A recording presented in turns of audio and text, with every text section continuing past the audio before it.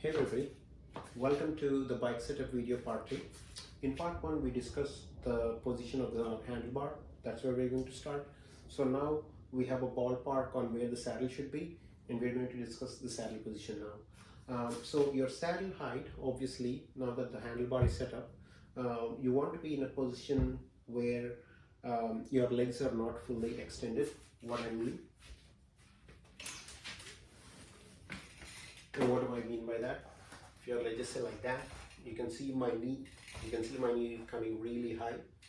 So to prevent that, you want to be taking the saddle in a position such that there's a slight bend at the knee, but you don't want your leg to be going like that. In the sense, you're trying to reach the pedal. That would create a rocking position on your hips, because every time you're trying to reach the pedal, it will create a rocking position, and you don't want that discomfort. And having a bend on the knee is okay. You lose a little bit of power, but that's completely fine because you have gears and you're going to gain efficiency with them. But be careful not to overextend. So that, I would say, is like the limiting factor of your saddle height. The other piece, obviously, you have set up your handlebars. We have set up our handlebars in video 1, and I'll leave a link to the banner up here in case you missed it.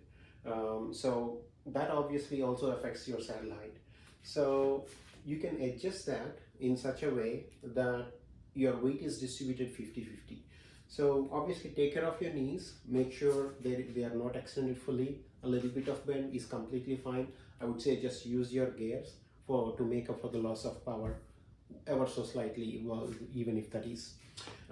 But ensure that your weight is distributed 50-50. And what do I mean by that? If you put your saddle too far low, then you're going to see discomfort on your back. So it's not 50-50 weight distribution. You're actually weighted more towards your back, and that's going to put discomfort on your hips or on your lower back. You don't want that. As well as if you put it too high, then now the handlebars are too low, and you're going to lean too far forward to grab the bars, and you're going to feel discomfort mostly on the wrist or on your shoulders. You don't want that either. Now, the ideal position, obviously, like we said, is a 50-50 weight distribution, or ever so slightly front heavy, because modern bikes are really slack. In my case, 62.5, that's really slack. So I do want to be in a nice attack position and weight the front properly. So I would say in my case, 55% forward weight and 45% rear is my weight distribution. Now the saddle, where it sits on the rails, in my case it's moved all the way back. That because is determined by your seat tube angle, okay, and also obviously the reach as well. In this case, because it's a very aggressive 78-degree seat tube angle, even though mine is a 495 reach bike, I had to move the saddle back to feel I have a roomier cockpit, especially when I'm sitting and pedaling. How far can you move back and how far can you move forward? If you are moving too far forward and you are curving your lower back a little bit, you'll notice discomfort in the back. You don't want that.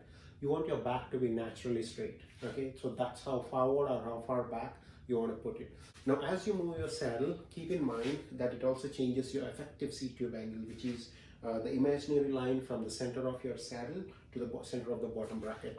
So if you move your saddle forward, you're going to steepen, and if you move your saddle back, you're going to slacken your seat tube angle. So just keep those in mind, and you'll notice a slight difference as you move forward and back. But obviously your main objective is comfort over these angle numbers. Tilting your saddle forward will increase the seat tube angle, and it'll also put you in a nice attack position. But for most part in the modern bikes, you don't really need to tilt them too far forward. You just have to tilt them just enough, because remember, on a full suspension, as you sit, your bike sags, okay? And as it sags, it's going to slacken the seat tube angle. So you're just, as long as it's enough to compensate for that, I think that tilt is enough. But if yours is an older geometry bike where the seat tubes are not slack, where the seat tubes are slack, then in those cases you may want to tilt a little bit forward. And in fact, I did that for my 2012 bike. I do have it considerably tilted forward, and that puts me in a nice relaxed position. In fact, the feeling is the same, even though that has a significant tilt. That's because the seat tube angle is slack on my older bike. Okay, so that's essentially your saddle tilt. So again, to summarize, now you have a ballpark on the saddle height. Make sure to take care of your knees. Okay, a little bit of bend is fine. I'm running 165 cranks. Okay, I don't feel like I'm losing power. There is a slight bend on my knee, but I would rather have that than overextend my knees, and in which case it's bad for the hips. The other point to consider after taking care of the knees is the weight distributed evenly on the front and the back. Okay, and so that's the other piece that will decide the saddle height. How far forward and back? Make sure you're not curving your back or over reaching your hands. So that would decide how far forward or back you want to put the saddle. And the saddle tilt obviously again is decided by your seat tube angle. If yours is an older bike, you may have to tilt it a little bit forward, but on the modern geometry bikes, just a slight tilt to compensate for the sag on a full suspension is fine. That's essentially the saddle position that I want to discuss. As always, thank you very much for watching. I hope you enjoyed this video.